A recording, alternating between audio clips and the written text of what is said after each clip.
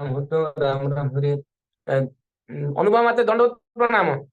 दंडक प्रणाम प्रभु जी। हरे कृष्ण। माता जी मोटे जियो काम अछि मु जिबी आपण रेकॉर्डिंग कले टिके ग्रुप रे छाड़िबे। मु टिके जियो रे काम अछि मु जिबी टिके आ रेकॉर्डिंग कले टिके आज आपण छाड़िबे ग्रुप रे आ। आज्ञा आज आजी अमित सब करदेबे से छाड़ी तापर मु करी मते शिक्षा दे करछन्ती हो आगे आगे। करबी।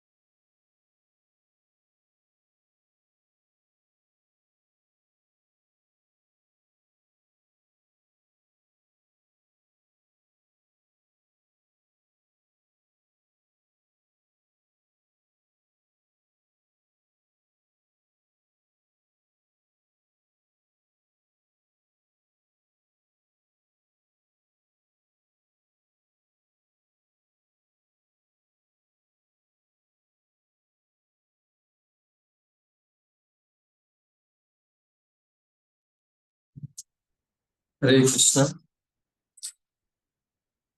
ओम अज्ञानतिमिरान्धस्य ज्ञानशलाकया चक्षुरुन्मीलितं येन तस्मै श्रीगुरवे नमः। नमः ओं विष्णुपदाय कृष्णपृष्ठाय भूतले श्रीमते भक्तिवेदान्तस्वामिनिति नामिने। नमस्ते सारस्वती देवे गौरवाणी प्रचारिणे निर्विशेष शून्यवादी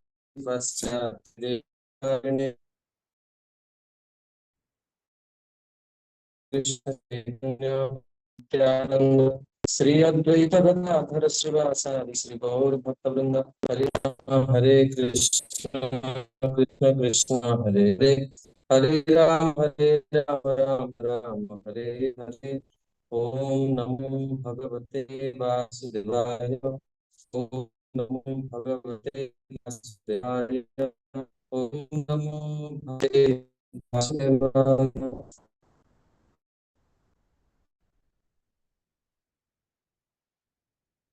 कृष्ण ଆପଣଙ୍କୁ ଆଜିର ଭକ୍ତି ବୈଭବକୁ ସ୍ୱାଗତ କରାଯାଉଛି। ମାନେ ଭଗବାନଙ୍କର ଚରିତ୍ର ଗତ କ୍ଲାସରେ କଣ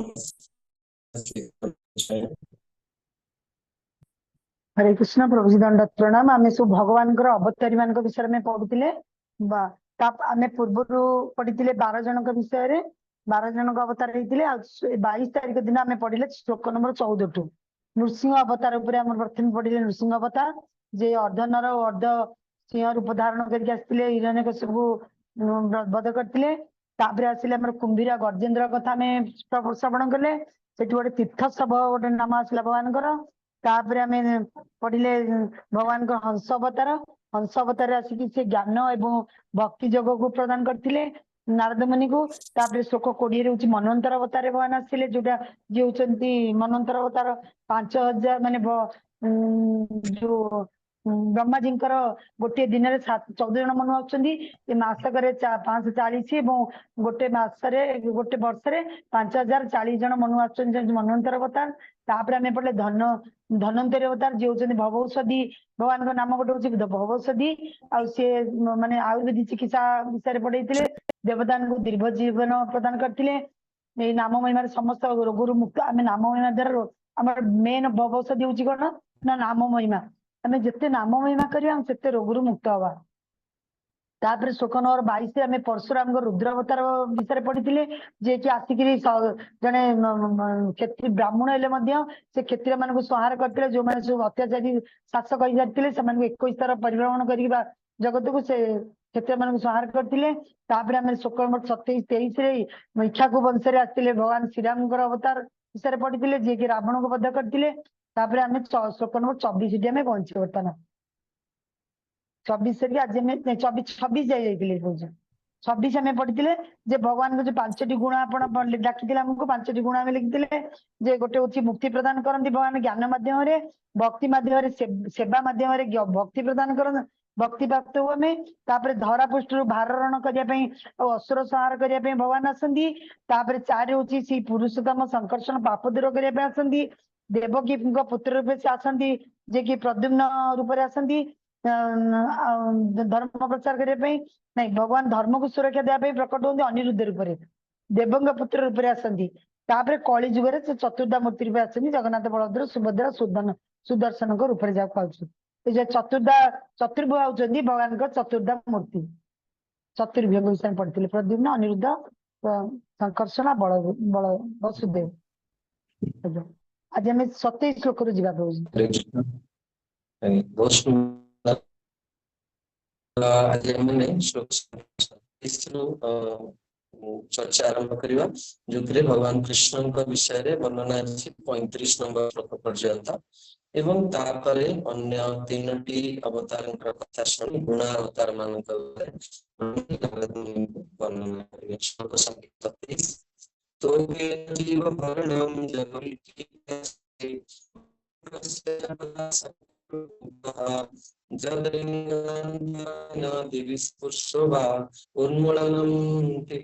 उन्मूलनम द्वैतरथार्जुनयो न भाव्यम। चरण सरोज प्रभु श्लोक संख्या 27 पाठ करो। हरे कृष्ण दंडवत प्रणाम। को केन जीव हरणम उद्रुलिकी काया मासिकस्य च पदासकोट प्रवृत्तम जदृंग तान्तोरगतेन दिवि स्तुस्वर्वा उन्मूलनम द्वितरथार्जुनयो न भाव्यम। अनुवाद श्रीकृष्ण परमेश्वर भगवान एथिरे कोनोसी संदेह नाही ता नहोइथिले से जेतेबेले मा कोଳରେ शिशु अवस्थारे थिले सेतेबेले विराट राक्षसी पुतना को बद्ध करिवा किपरि तांको पक्षरे संभवपर होइतिला। से जेतेबेले 3 मासर शिशु होइतिले सेतेबेले तांको पादरे एक शगड़ गाड़ी को ओलटाई देबा किपरि संभवपर होइतिला।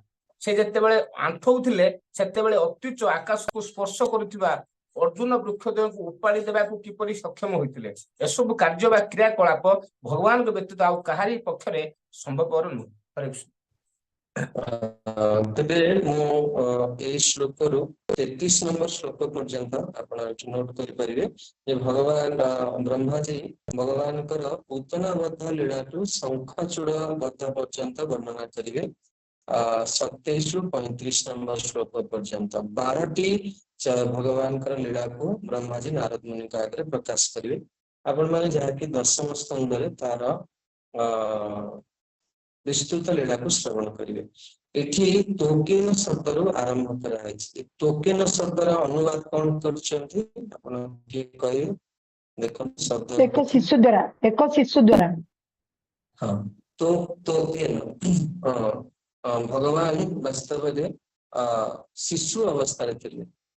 ए तोका शब्द बड़ा बहुत महत्वपूर्ण सुखदेव गोस्वामी महाराज परीक्षित को कहते जे तोका चरितम अद्भुतम भगवान कर जो शिशु लीला बाल्य लीला यह अति अद्भुत एवं ये ब्रह्मांड रे प्रत्येक जीव आस्तिक हो नास्तिक हो जेके ही भगवान कर ए बाल्य चरित्र को तोका चरित्र को श्रवण करती सेमानंकर कोन भी अंतकरण बलवत भगवान का आड़ को आकृष्ट हो जाए।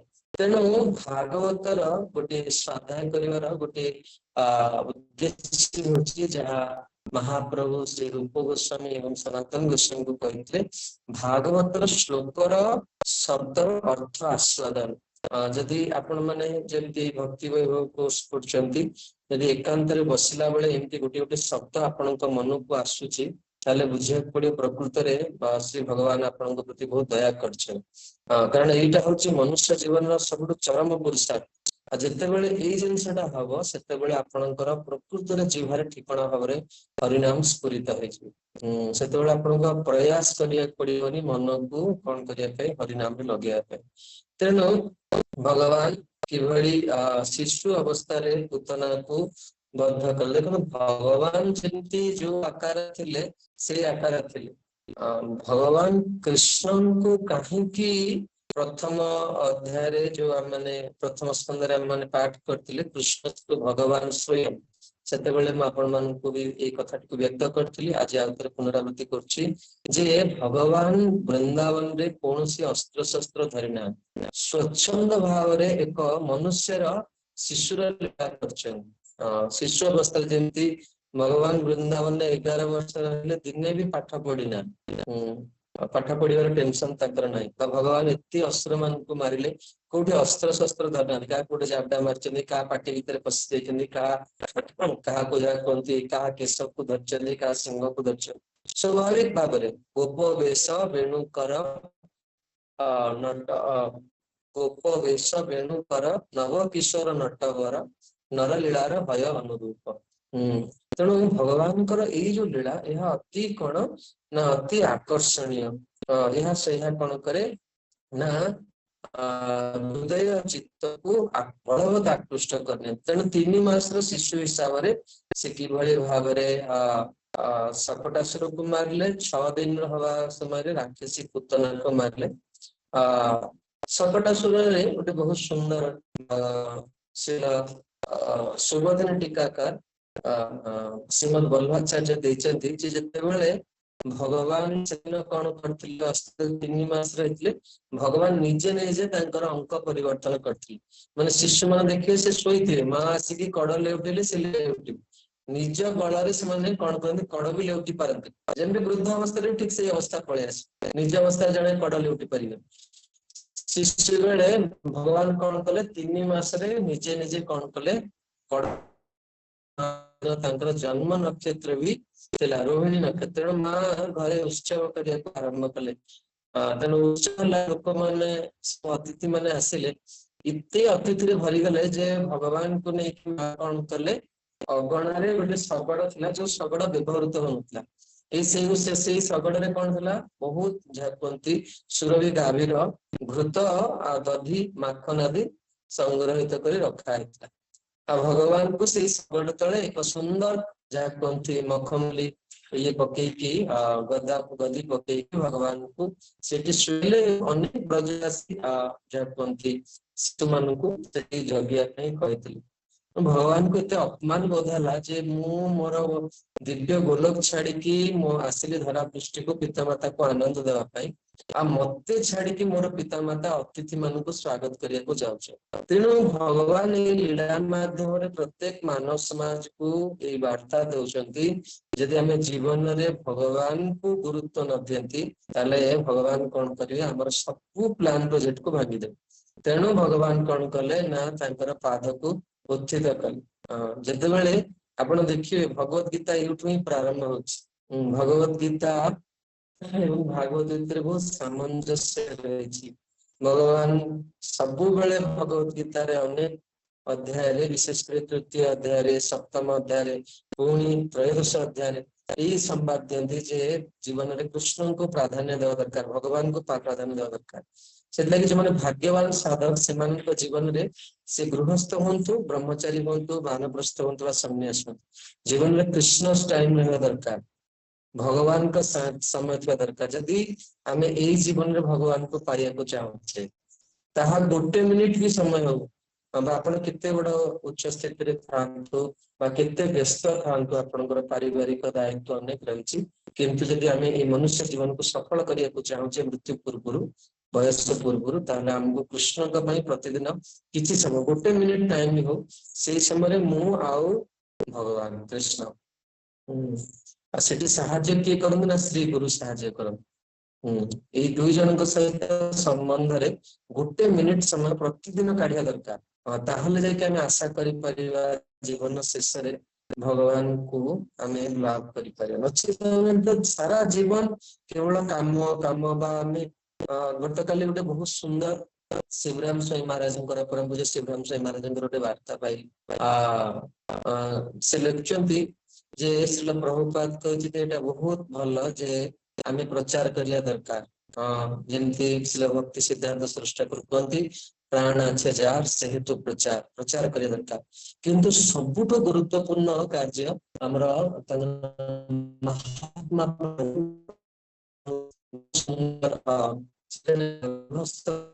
ବହୁତ ସୁନ୍ଦର ବାସ୍ତବରେ କେତେବେଳେ ତାଙ୍କର ଆପଣ ଯଦି ଲେଖା ପଢିବାକୁ ଜୀବନ ସୁଯୋଗ ମିଳିବ ଆପଣ ସେ ଇସ୍କନରେ ଯୋଉ ହେଇଯାଆନ୍ତି ସେମାନଙ୍କୁ ସେମାନେ ସେମିନାର କରିକି ଉତ୍ସାହ ପ୍ରଦାନ କରନ୍ତି। ମହାତ୍ମା ପ୍ରଭୁ ତାଙ୍କ ଲେଖା ଗୁଡିକ ବହୁତ ସୁନ୍ଦର। ପ୍ରଭୁପାଦ ତାଙ୍କର ସେ ଗୋଟେ ଗ୍ରନ୍ଥରେ ଲେଖୁଛନ୍ତି ପ୍ରଭୁପାଦଙ୍କ ବାଣୀକୁ କୋଟ କରିକି ଯେ ପ୍ରଭୁପାଦ କହୁଛନ୍ତି ଯେ ପ୍ରକୃତରେ ଯିଏ ବୁଦ୍ଧିମାନ ବ୍ୟକ୍ତି ସେ ପ୍ରଥମେ ନିଜ ଜୀବନକୁ ସଫଳ କରିବା ଦରକାର। ଆପଣ ଚିନ୍ତା କରନ୍ତୁ ଆମେ ଅନ୍ୟକୁ କହୁଛେ ପ୍ରଚାର କରିବା କଲା ବେଳେ ଭଗବାନ କୃଷ୍ଣ ବଡ ଦୟାମୟ, କୃଷ୍ଣଙ୍କ ଉପରେ ଭରସା ରଖିବା ଦରକାର। କିନ୍ତୁ ଆଜି ପ୍ରିଚର ଆପଣ ନିଜେ ଦେଖନ୍ତୁ ଆପଣଙ୍କର ଯେତେବେଳେ ଜୀବନରେ ବିପଦ ଆସିଛି ଆପଣ କେତେ ପରସେଣ୍ଟ ଭଗବାନଙ୍କ ଉପରେ ଭରସା କରୁଛନ୍ତି। ସେଉଠୁ ଆମେ ଜାଣିପାରିବା ଯେ ଆମର ପ୍ରଚାରଟା କେମିତି ବା ପ୍ରଚାର କିଏ କରୁଛି ବାସ୍ତବରେ। ଏ ଶ୍ରୀଲ ପ୍ରଭୁପାଦ ଏବଂ ପ୍ରଭୁପାଦଙ୍କର ଶିଷ୍ୟମାନଙ୍କର ଅହେତୁକୀ କୃପା ଆମମାନଙ୍କ ପ୍ରତି ଅଛି, ଯାହା ଫଳରେ ଯାହା କୁହନ୍ତି ଭଗବାନ ତାଙ୍କ ସେବା ନିମିତ୍ତ ଲୋକମାନଙ୍କୁ ଆମ ପାଖକୁ ପଠଉଛନ୍ତି। ତେଣୁ ଭଗବାନ ଏଇ ବାର୍ତ୍ତା ଦଉଛନ୍ତି ଯେ ଆମେ ସବୁବେଳେ ତାଙ୍କୁ ପ୍ରାଧାନ୍ୟ ଦେବା ଦରକାର। ତେଣୁ ଶକଟକୁ ଭଗବାନ ଭଞ୍ଜନ କରିଥିଲେ 3 ମାସ ଥିବା ସମୟରେ ଏବଂ ତାପରେ ଯୋଉ ଅର୍ଜୁନ ବୃକ୍ଷଦେବଙ୍କୁ ଉଦ୍ଧାର କରିକି କିପରି ନଳକୂପର ମଣିଗ୍ରୀବଙ୍କୁ ଭଗବାନ କୃତାର୍ଥ କରିଥିଲେ ସେଇ କଥା ବର୍ଣ୍ଣନା ଅଛି, ଯାହାକି ବ୍ରହ୍ମାଜୀ କହୁଛନ୍ତି ଏସବୁ କାର୍ଯ୍ୟ ଅନ୍ୟ କାହା ପକ୍ଷରେ ସମ୍ଭବ ନୁହେଁ। ଦେଖନ୍ତୁ ଗୋଟେ ଜିନିଷ ଆପଣ ଜୀବନରେ ଲକ୍ଷ୍ୟ କରିପାରିବେ ଯେ ଭଗବାନଙ୍କ ଯୋଉ ଲୀଳା ମାନେ ସବୁ ରହିଛି ଯଦିଓ ୟାକୁ ଦେଖିଲେ ଅତି ସାଧାରଣ ଭଳି ମନ ହୁଏ, ମାନେ ଶୁଣିଲା ବେଳକୁ ଦେଖିଲା ବେଳକୁ ଅତି ସାଧାରଣ ମନେ ହୁଏ, କିନ୍ତୁ ଏଇ ସାଧାରଣ ଲୀଳା ଭିତରେ ଅସାଧାରଣ କାର୍ଯ୍ୟ ଭଗବାନ କରିକି ଦେଖାନ୍ତି। ଏଇଟା ହଉଛି ଭଗବାନଙ୍କର ମାଧୁରୀ, ମାଧୁର୍ଯ୍ୟ ଭଗବାନଙ୍କର। ତେଣୁ ଭଗବାନଙ୍କର ଦିବ୍ୟ ଲୀଳା ଗୁଡିକ କରୁଛନ୍ତି ଯେ ଏଇସବୁ ବିପଦରେ ମୁକ୍ତ ଜଣେ ମନୁଷ୍ୟ କେବେ କରିପାରିବ। ଯେମିତି ସମୁଦ୍ର ଉପରେ ସେତୁ ବାନ୍ଧିବା, ଗତ କ୍ଲାସ ମାନେ କି ରାମଜୀଙ୍କର କେବଳ ଦୃଷ୍ଟିର ପରିବର୍ତ୍ତନରେ ସମ୍ପୂର୍ଣ୍ଣ ସମୁଦ୍ର ଜଳ ଉତ୍ତପ୍ତ ହେଇଗଲା। ସେ ପ୍ରାଣୀ ମାନେ ଛଟପଟ ହେବାକୁ ଲାଗିଲେ ସମୁଦ୍ର ଦେହ କେମିତି ଆସି ଭଗବାନଙ୍କର ଶରଣ ନେଲେ।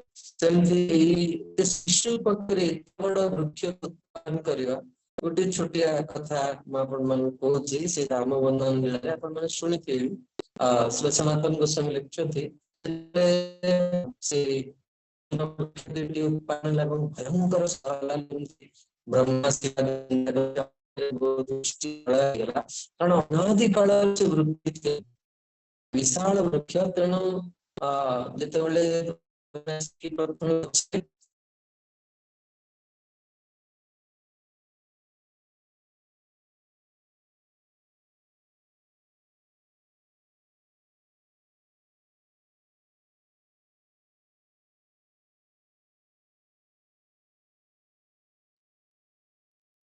ହରିହର କହୁଛି ମତେ ପ୍ରଭୁଜୀଙ୍କର ବ୍ରେକିଂ ଶୋଉଛି, ସମସ୍ତଙ୍କୁ ଶୋଉଛି, ପ୍ରଭୁଜୀଙ୍କର ବ୍ରେକିଂ ହଉଛି ତ ମୁଁ କହିଲି ମତେ ଶୋଉଛି। କୃଷ୍ଣ ପ୍ରଭୁ ପ୍ରଣାମ ପ୍ରଭୁ। ପ୍ରଭୁ ବେଣ୍ଡୁର ଟିକେ ଲୋ ଅଛି, ଆପଣ ଭିଡିଓ ଅଫ୍ କରିକି କଲେ ବେଟର ହଁ ବୋଲି କାରଣ ଲାଗୁଛି। ବ୍ରେକିଂ ବହୁତ ଆମକୁ ଶୁଭାଯାଉନି। ଶୁଭା ଯାଉନି, ଭଲ କ୍ଲିୟର ହଉନି ଆପଣଙ୍କ ଭଏସ। ବିଶେଷ କରି ବର୍ଷା ପାଇଁ ଆମର ଏଠି ନେଟ ବହୁତ ମାନେ ଖରାପ ହେଇଯାଇଛି, ଆଉ ଆମର ଯୋଉ ମନ୍ଦିରର ନେଟ ଟା କୋଉଠି କଟି ଯାଇଛି। ତେଣୁ ଦୁର୍ଭାଗ୍ୟବସ୍ଥା ଯେ ଟିକେ ଡିଷ୍ଟର୍ବାନ୍ସ ହବ, ଆପଣ ମାନେ ଦୟାକରି ଆଡଜଷ୍ଟ କରିକି ଯାହା ପଙ୍କଜନା ପ୍ରଭୁ ସଜେସନ ଦଉଛନ୍ତି ଆପଣ ଭିଡିଓ ଅଫ୍ କରିକି ବି ଶୁଣିପାରିବେ। ତେଣୁ ଲେଖୁଛନ୍ତି ଆପଣଙ୍କ ଭିଡିଓ ଟା ଅଫ୍ କରିବାକୁ ପଡିବ। ପଚାରୁଛନ୍ତି ଆପଣଙ୍କ ଭିଡିଓ ଟା ଆଚ୍ଛା ଅଫ୍ ଠିକ କରିବାକୁ ଅଛି। ପଡିବ। ଆଜ୍ଞା। ତ ଜଣେ ବ୍ରଜବାସୀ ମାନେ ଆସି ପଚାରୁଛନ୍ତି ପିଲାମାନଙ୍କୁ କି ବୃକ୍ଷ ଉପାଡିଲା, କେମିତି ତମେ ତ ଥିଲ ଏଠି।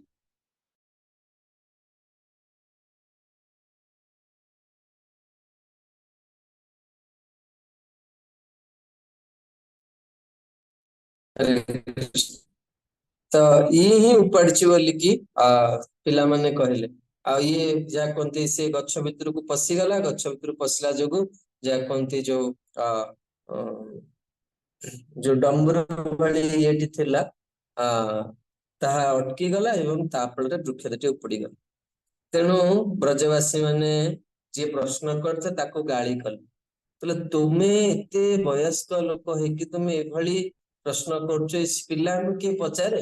ଆଉ ପିଲା ତ କହୁଛନ୍ତି ଯେ ଇଏ କାହ୍ନା ଉପାଡିଛି ବୋଲିକି ଗଛ ମାନିବ କାହ୍ନା ଉପାଡିଛି ବୋଲି? ଯାହାକୁ 50 ଜଣ ହାତୀ ଯୋଉ ବୃକ୍ଷକୁ ଉପାଡି ପାରିବେନି ସେ ଛୋଟ ପିଲା ଉପାଡି ଦେଲା ସେ କହୁଛନ୍ତି, ତୁମେ ମାନିବ? ତେଣୁ ସନାତନ ଗୋସ୍ୱାମୀ କହୁଛନ୍ତି ଯେ ବାସ୍ତବରେ ଯୋଉ ଗୋପ ସଖା ମାନେ ଥିଲେ ସେମାନେ ସତ୍ୟ କହୁଛନ୍ତି, ସେମାନେ ସତ୍ୟ ଦ୍ରଷ୍ଟା ଆଉ ସତ୍ୟ ବି କହୁଛନ୍ତି, କିନ୍ତୁ ବ୍ରଜବାସୀ ମାନେ ବିଶ୍ୱାସ କରୁନାହାନ୍ତି।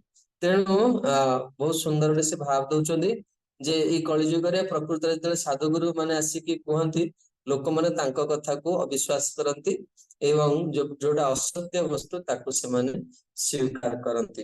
ତେଣୁ ଏଇଠି ନ ଭାବ୍ୟମ୍ ଶ୍ଲୋକ ଶବ୍ଦକୁ ଦେଖନ୍ତୁ, ଏଠି କହୁଛନ୍ତି ଶେଷ ଶବ୍ଦ ଶ୍ଲୋକର ଚରଣର ଶେଷ ଶବ୍ଦ, ଏଠି କହୁଛନ୍ତି ଏହା ହଉଛି ଭଗବାନଙ୍କର କାର୍ଯ୍ୟକଳାପର ଅଚିନ୍ତ୍ୟ ଶକ୍ତି ଏବଂ ସେ ଶକ୍ତି ସହିତ କଣ ତାଙ୍କର ଅଚିନ୍ତ୍ୟ ଶକ୍ତି ବା ପ୍ରଭାବ ବା ତା ସହିତ ଭଗବାନଙ୍କର ଏଥିରେ ମାଧୁରିମା ରହିଛି। ତେଣୁ ଏହା ଅନ୍ୟ ଅବତାର ପାଖରେ ସମ୍ଭବ ନୁହେଁ। ଯେମିତି ଭଗବାନ ନୃସିଂହ ଦେବ କୁହନ୍ତୁ ବା ଭଗବାନ ଦ୍ୱାରିକା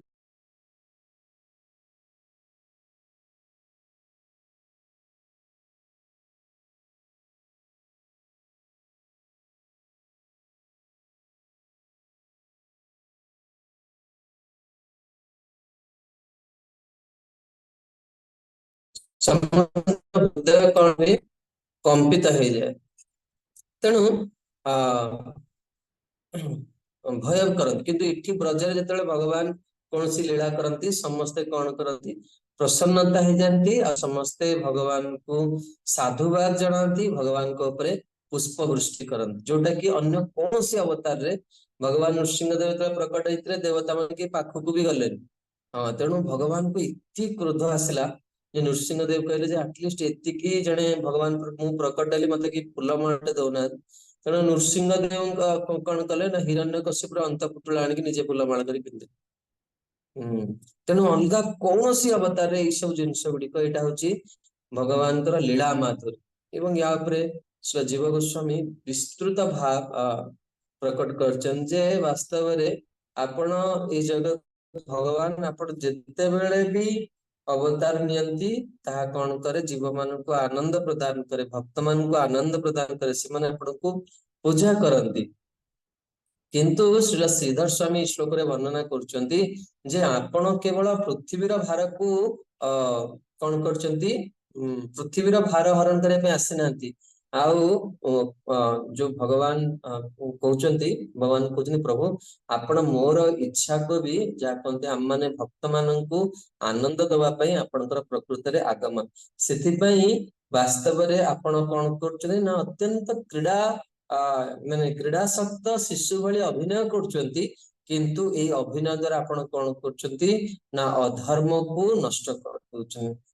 ତେଣୁ ଭଗବାନଙ୍କର ସେଥିଲାଗି ଆପଣ ଦେଖିବେ ଯେ ମୁଁ ସବୁବେଳେ ଗୋଟିଏ କଥା ମୋର ମନରେ ବିଚାର ଆସେ ଏବଂ ପ୍ରାୟ ମୋର କଥାରେ ମୁଁ ତାକୁ ଉଲ୍ଲେଖ କରେ ଯେ ପ୍ରକୃତରେ ଭାଗ୍ୟବାନ ପୁତ୍ର ସିଏ ଯିଏ ନିଜର ପିତାର ମହିମାକୁ ବୁଝିପାରେ। ପ୍ରକୃତରେ ଭାଗ୍ୟବାନ ଶିଷ୍ୟ ସିଏ ଯିଏ ନିଜର ଗୁରୁର ମହିମାକୁ ବୁଝିପାରେ। ପ୍ରକୃତରେ ଭାଗ୍ୟବାନ ସାଧକ ସିଏ ଯେ ନିଜ ପରମ୍ପରାର ମହିମାକୁ ଜାଣେ। ଆମେ ଗୌଡୀୟ ବୈଷ୍ଣବ ଆଜିକାଲି ୟୁଟ୍ୟୁବ ମାଧ୍ୟମରେ ଅନେକ କ୍ଲାସ ଅନେକ ଜିନିଷ ଭିଡିଓ ଆମେ ଦେଖୁଛେ, କିନ୍ତୁ ଯୋଉଟା ଆମର ଗୁରୁ ବା ଆମର ପରମ୍ପରାଙ୍କର ନିର୍ଦ୍ଦେଶ ନେଇ ଆମେ ସେଗୁଡା କରିବା କଥା। ଆପଣ ଦକ୍ଷିଣ ଭାରତ ଯିବେ, ଦକ୍ଷିଣ ଭାରତର ଗୋପୁରମକୁ ଦେଖିଲେ ଆପଣ ଆଶ୍ଚର୍ଯ୍ୟଚକିତ ହେଇଯିବେ। ସ୍ୱର୍ଣ୍ଣର ମନ୍ଦିର ବହୁତ ଯାହା କୁହନ୍ତି ଆଡମ୍ବର ପୂର୍ଣ୍ଣ ସେବା, କିନ୍ତୁ ଆପଣ ମାୟାପୁର ଯିବେ ଆପଣ ଦେଖିବେ ଅତି ଯାହା କୁହନ୍ତି ସାଦା ସିଧା, ଯେତେ ସମୟ ଚାହିଁବେ ଦର୍ଶନ କରିବା ପାଇଁ ସେତେ ସମୟ ଦର୍ଶନ କରିପାରିବେ। ସବୁ ଯୋଉ ଶ୍ରୀପାଠ ଗୁଡିକ ରହିଛି ଗୌର ଭକ୍ତ ମାନଙ୍କର, ବର୍ତ୍ତମାନ ତ ପରମ ପୂଜ୍ୟ ଶ୍ରୀଲ ଜୟପ୍ରକାଶ ସ୍ୱାମୀ ଗୁରୁ ମହାରାଜଙ୍କର ଅହେତୁକି କୃପାରୁ ସବୁ ଯୋଉ ଲୀଳା ସ୍ଥାନ ଗୁଡିକ ବହୁତ ସୁନ୍ଦର ଭାବରେ ଯାହା କୁହନ୍ତି ପ୍ରସ୍ତୁତ କରିଛନ୍ତି ମହାରାଜ ତାର ମାନେ ମରାମତି କରିକି। କିନ୍ତୁ ଆପଣ ଦେଖିବେ ଗୌର ମଣ୍ଡଳ ଗଲେ ସବୁଠି ବକୁଳ ବୃକ୍ଷ ଥିବ ମନ୍ଦିର ଆଗରେ, ବା ସବୁଠି ମାଳତୀ ବୃକ୍ଷ ଥିବ। ଏଇଟା ହଉଛି ଯାହା କୁହନ୍ତି ଆମର ଗୌଡୀୟ ବୈଷ୍ଣବ ମାନଙ୍କର ପରିଚୟ। କିନ୍ତୁ ଆମମାନେ ତା ପ୍ରତି କେବେ ବି ମାନେ ତାର ରୁଚି ଆମେ ଦେଖାନ୍ତି ନାହିଁ। ଆପଣ ଯେତେବେଳେ ସବୁ ଯିବେ ବହୁତ ଲୀଳା ସ୍ଥାନ ମାନେ ରହିଛନ୍ତି, ଯେମିତି ନମାଳ ବୃକ୍ଷ ପ୍ରଭୁଜୀ ତମାଳ ବୃକ୍ଷ ନା ତମାଳ ମାଳ ବୃକ୍ଷ ତମାଳ ଥିବ, ଥିବ? ମାଳତୀ ବୃକ୍ଷ ଥିବ, ବକୁଳ ବୃକ୍ଷ ଆଜ୍ଞା ଥିବ, ସିଦ୍ଧ ବକୁଳରେ ବଉଳ ଗଛ ଅଛି, ଚମ୍ପା ବୃକ୍ଷ ଆଜ୍ଞା ଅଛି, ଆଜ୍ଞା ଯୋଉଠି ମାୟାପୁରରେ ଭଗବାନ ଯାହା କହନ୍ତି କାଜୀକୁ ଉଦ୍ଧାର କରିଥିଲେ। ଏବଂ ଯେତେବେଳେ ଆପଣ ସବୁଠୁ ଶ୍ରେଷ୍ଠ ସ୍ଥାନ ଯୋଉଠି ରଘୁନାଥ ଦାସ ଗୋସ୍ୱାମୀଙ୍କୁ କୃତାର୍ଥ କରିଥିଲେ ପାନିହାଟିରେ, ସେଠି ରାଘବ ପଣ୍ଡିତଙ୍କର ଘରେ ମାଳତୀ ବୃକ୍ଷ ଦେଖିବେ। ବିଶାଳ ମାଳତୀ ବୃକ୍ଷ, 500 ବର୍ଷର ଇତିହାସ। ଆପଣ ମାନେ ଏଇ ବୃକ୍ଷ ତଳେ କାହିଁକି ନା ଭଗବାନ କୃଷ୍ଣଙ୍କୁ ଏଇଟା ଭଲ ଲାଗେ। କୃଷ୍ଣଙ୍କୁ ଦବା ପାଇଁ ଶ୍ରୀମନ୍ ମହାପ୍ରଭୁ କୃଷ୍ଣ ହିଁ ନିଜେ ମହାପ୍ରଭୁ ରୂପରେ ଆସିଥିଲେ। ପଶୁ ପକ୍ଷୀ ବୃକ୍ଷ ଲତା ଏସବୁ ଜିନିଷ କଣ କରେ, ମନରେ ସତ୍ୱ ଗୁଣର ସଞ୍ଚାର କରେ। ତେଣୁ ଯାହା କୁହନ୍ତି ମହାପ୍ରଭୁ ଏଇ ଜିନିଷକୁ ଦେଇଛନ୍ତି। ଆଉ ଆମମାନେ ସବୁବେଳେ ନିଜକୁ ଏଇ ସ୍ଥିତିରେ ଯେତେବେଳେ ରଖିପାରିବା, ସେତେବେଳେ ଆମେ ଯାହା କୁହନ୍ତି ପ୍ରକୃତରେ ଏଇ ଗୌଡୀୟ ବୈଷ୍ଣବର ଯୋଉ ଭାବଧାରା ବା ରସ ଆସ୍ୱାଦନ କରିପାରିବା। ମହାପ୍ରଭୁ ସବୁବେଳେ କହିଛନ୍ତି ମୋର ମନ ବୃନ୍ଦାବନ, ଯାହା ଗୋପ ଗୋପୀଗଣ। ମୋର ମନ ହଉଛି ବୃନ୍ଦାବନ, ଯୋଉଠି ଗୋପ ଆଉ ଗୋପୀ ଅଛନ୍ତି। ଆଉ କଣ କହୁଛନ୍ତି କବିରାଜ ଗୋସ୍ୱାମୀ ନା, ଯୋଉ ସ୍ୱଚ୍ଛନ୍ଦ ଭାବରେ ସଖା ମାନଙ୍କ ସହିତ ଭଗବାନ କୃଷ୍ଣ କଣ କରୁଛନ୍ତି ନା ଗୋଚାରଣ କରୁଛନ୍ତି। ତେଣୁ ଏଠି କହୁଛନ୍ତି ଯେ ଏହା ହଉଛି ଏଇ ଯାହା କୁହନ୍ତି ପୃଥିବୀ ପୃଷ୍ଠର ସୌଭାଗ୍ୟ, ଏଇ ଧରଣୀର ସୌଭାଗ୍ୟ ଯେ ଏଇ ଭୂମିରେ ଗୋକୁଳ ରହିଛି। ଆଉ ଗୋକୁଳ ନାମକ ଏକ ବନ ରହିଛି, ଯୋଉଠି କଣ କରୁଛନ୍ତି ନା ଜନ୍ମ ହବାର ସବୁଠୁ, ବୃନ୍ଦାବନରେ ଯୋଉ ଜନ୍ମ ହବାର ସବୁଠୁ ବଡ ଭାଗ୍ୟ ଯୋଉମାନେ ବ୍ରଜରେ ଜନ୍ମ ହେଇଛନ୍ତି ଆଉ ଭଗବାନଙ୍କ ସହିତ ଲୀଳା ବିଳାସ କରୁଛନ୍ତି। ଆଉ ଯୋଉଠି ଭଗବାନଙ୍କର ଅନାବୃତ ଚରଣ କମଳରେ ଭଗବାନ କଣ କରୁଛନ୍ତି, ତାଙ୍କର ପଦ ବିନ୍ୟାସ କରୁଛନ୍ତି। ତେଣୁ ଭଗବାନ ମୁକୁନ୍ଦଙ୍କର ଯାହାକୁ ଉପନିଷଦ କହୁଛି ଯେ ଭଗବାନଙ୍କର ଚରଣ କମଳକୁ ଆରାଧନା ହଉଛି, ଏହା ହଉଛି ମନୁଷ୍ୟ ଜୀବନର ଅନ୍ତିମ ଲକ୍ଷ୍ୟ। ତେଣୁ ୟା ପୂର୍ବ ଶ୍ଲୋକରେ ଭଗବାନଙ୍କର କେଶରାଜିର ବର୍ଣ୍ଣନା କରିଥିଲେ, ବର୍ତ୍ତମାନ 3ଟି ଲୀଳାର ବର୍ଣ୍ଣନା କଲେ। ଆସନ୍ତୁ ପରବର୍ତ୍ତୀ ଶ୍ଲୋକକୁ ଯିବା। ଯଦ ବୈ ବ୍ରଜେ ବ୍ରଜ ପଶୁନ୍ ବିଶतो ୟ ପୀତାନ୍ ପାଲାଂସ୍ତ୍ୱଜୀବୟେତ୍ ଅନୁଗ୍ରହ ଦୃଷ୍ଟି ଦୃଷ୍ଟୟା ତଚ୍ଛୁद्धୟେତି ବିସവേଜ୍ୟ ବିଲୋଳजुවිହମ୍ ଉଚ୍ଚାଟୟିଷ୍ୟତ୍ ପୁରଗମ୍ ବିହରन् ହୃଦୀନ୍ୟାମ୍। ଜଗଜ୍ଜନନୀ ମାତାଜୀ ଆପଣ ଅନୁବାଦ ପଢନ୍ତୁ।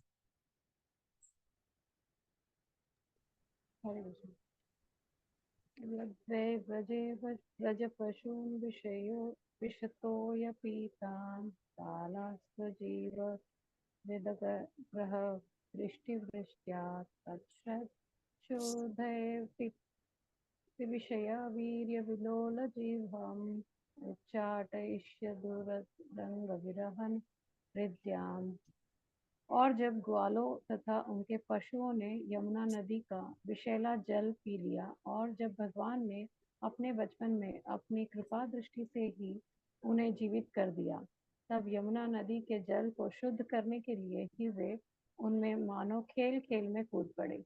उन्होंने विषैले कालिया नाग को दंड दिया, जो अपनी लपलपाती जीभ से विष की लहरें निकाल रहा था। भला परमेश्वर के अतिरिक्त ऐसा महान कार्य करने में और कौन समर्थ है। हरे ଏଠି ଏଇ ଶ୍ଲୋକରେ କାଳିଆ ମର୍ଦ୍ଦନ, କାଳିଆକୁ ଯାହା କୁହନ୍ତି କୃତାର୍ଥ କରିଛନ୍ତି ଭଗବାନ। କାଳିଆର ଗର୍ଭକୁ ଭଗବାନ ଯାହା କୁହନ୍ତି ଧ୍ୱଂସ କରିଛନ୍ତି, ଅହଙ୍କାରକୁ ଧ୍ୱଂସ କରିଛନ୍ତି। ଏଇ ଲୀଳାକୁ ବର୍ଣ୍ଣନା କରାଯାଉଛି। ଏବଂ ଏଠି ବିଶ୍ୱନାଥ ଚକ୍ର ଠାକୁର କହୁଛନ୍ତି ଯେ ଜନ୍ମ କର୍ମ ଚମେ ଦିବ୍ୟମ୍। ଦେଖନ୍ତୁ ଭଗବାନ ଅନନ୍ତ ଦେବଙ୍କ ଉପରେ ଶୟନ କରନ୍ତି ଏବଂ କାଳିଆର ଫଣ ଉପରେ ଭଗବାନ ନାଚିଥିଲେ। ଆପଣ ଦେଖିଥିବେ ସାପର ଯୋଉ ମସ୍ତକଟା ବହୁତ ସ୍ଲିପି, ସେଠି ଗୋଟେ ପାଦ ସ୍ଥିର ହେଇକି ରହିପାରିବନି, କିନ୍ତୁ ଏଟା ଭଗବାନ ହିଁ ଏଇଭଳି କାର୍ଯ୍ୟ ହିଁ କରିପାରନ୍ତି। ଏବଂ ଭାଗବତରେ ବର୍ଣ୍ଣନା କରିଛନ୍ତି ଆଚାର୍ଯ୍ୟ ମାନେ ଯେ ଯୋଉ ଫଣକୁ କାଳିଆ ଉଠଉଥିଲା ମାରିବା ପାଇଁ, ଭଗବାନ ସେଇ ଫଣ ଉପରେ କଣ କରୁଛନ୍ତି, ପଦ ବିନ୍ୟାସ କରୁଛନ୍ତି। ତେଣୁ ଭଗବାନ କାଳିଆ ମର୍ଦ୍ଦନ ମାଧ୍ୟମରେ ଆମମାନଙ୍କୁ ଇଏ କରନ୍ତି ଯେ ଆମ ଭିତରେ ଯୋଉ ଅହଙ୍କାର ରୂପକ ବିଷ ଅଛି, ଭଗବାନ କଣ କରନ୍ତି, ତାକୁ ଦୂର କରିଦିଅନ୍ତି। ପରବର୍ତ୍ତୀ ଶ୍ଲୋକ। तत्कर्म दिव्यम इव जन्निसीनि शयानम दावाग्निना शुचिवने परिदह्यमाने उर्निश्यति व्रजम अतो वसितांत कालम नेत्रे पिधाप्य सबलो अनधिगम्य वीर्यः। अचिंत्य कृष्ण प्रभु आपण अनुवाद पाठ करंतु। हरे कृष्ण प्रभु, दंडवत प्रणाम। तत्कर्म दिव्यम इव जन्निषि निशयानं दावाग्निना शुचिवने परिदह्यमाने उन्नेष्यति व्रजम अत अवसितांत कालं नेत्रे पिधाप्य सबल अनधिगम्य वीर्य। अनुवाद। भगवान कृष्ण बालकृष्ण ଯେଉଁ ଦିନ କାଳିୟ ଦଳନ କଲେ ସେହି ଦିନ ରାତ୍ରିରେ ବ୍ରଜଭୂମିରେ ଅଧିବାସୀ ଗଣ ନିର୍ଭୟରେ ଶୋଇଥିବା ଅବସ୍ଥାରେ ବଣର ଶୁଖିଲା ଘାସରେ ନିଆଁ ଲାଗି ଦାବାଗ୍ନିର ରୂପ ଧାରଣ କଲା ଏବଂ ଜଣାଗଲା ସତେ ଯେପରି ବ୍ରଜର ସମସ୍ତ ଅଧିବାସୀ ତାର ଗ୍ରାସରେ ପୋଡ଼ି ମୃତ୍ୟୁବରଣ କରିବେ। କିନ୍ତୁ ଭଗବାନ କୃଷ୍ଣ ଶ୍ରୀ ବଳରାମଙ୍କ ସହ କେବଳ ଆଖି ବୁଜି ସମସ୍ତ ଅଧିବାସୀଙ୍କୁ ବନାଗ୍ନିର ଗ୍ରାସରୁ ରକ୍ଷା କଲେ। ଭଗବାନଙ୍କର ଏସବୁ କ୍ରିୟା ଅତି ମାନବୀୟ ଅଟେ। ହରେ କୃଷ୍ଣ। ମୁଁ ଏଠି ଆପଣଙ୍କୁ ଗୋଟିଏ ପ୍ରଶ୍ନ ପଚାରୁଛି ସମସ୍ତଙ୍କ ପାଇଁ ଯେ ଆପଣ ଏ ଯେ ଲୀଳା ଗୁଡିକ ଆମେ ଆଜି ଶ୍ରବଣ କରୁଛେ, ଗତ କ୍ଲାସରେ ବି ଶୁଣିଥିଲେ, ଆପଣଙ୍କ ମନରେ କଣ ଭାବ ଆସୁଛି? ପ୍ରଥମେ ଅପୂର୍ବ ମାତାଜୀ, ଆପଣଙ୍କର ମନରେ କଣ ଭାବନା ଆସୁଛି ଶୁଣିକି? ଶ୍ରୀକୃଷ୍ଣ ଭଗବାନ ଏଇ ଗ୍ରାମବାସୀ ତାଙ୍କର ଲୀଳା ପ୍ରଦର୍ଶନ ନ କରିଥିଲେ ଆମେ ତାଙ୍କର ଏଇ ଯୋଉ ଦିବ୍ୟ ଲୀଳା ଶ୍ରବଣ କରିକି ଆମର ତାଙ୍କ ପ୍ରତି ବହୁତ ଆସକ୍ତି ଆସିଛି ଏବଂ ତାଙ୍କର ଶରଣାପନ୍ନ ଆମେ ହଉଛେ ଆଉ ଆମର ଭକ୍ତିରେ ଆମେ ଅଗ୍ରଗତି କରିପାରୁଛେ କେବଳ ତାଙ୍କର ଏଇ ଲୀଳା ମାନେ ଶ୍ରବଣ କରିକି। ଯଦି ଲୀଳା କରିନଥାନ୍ତେ ତାହେଲେ ଆମର ଆସକ୍ତି କୋଉଠି ଆସିଥାନ୍ତା? ଠିକ ଅଛି, ଠିକ ଅଛି। ପଙ୍କଜ ନା ପ୍ରଭୁ। हरे कृष्ण प्रभु, प्रणाम। प्रभु माता जो कहले ता सहित आउ गोटे पॉइंट आसुची जे भगवान होचंती बहुत दयालु। तेणु सब जीवंकर जो आम भितर जो अनर्थ रही भगवान कृपा करके से अनर्थ गुड़ाक सब आम पाखर हटई दौरान चरण आश्रय दौरान। प्रभु बहुत सुंदर प्रभु। चरण सरस प्रभु। हरे कृष्ण प्रभु, वास्तव में माने एते आनंद दौचन जे जो लीला द्वारा भगवान हमको आ सेटा माने वर्णना भी हम करबनी, एते आनंद हम मिलुছে। भगवान जे अचिंतनीय जे सब तो से करि परिबे, किंतु तापर भी भक्त मानकु एते तांकर जो लीला सब आनंद दौचंती सेटा होची बहुत महान। बहुत सुंदर। श्यामा सखी माताजी। श्यामा सखी माताजी। कृष्ण दंडवत प्रणाम।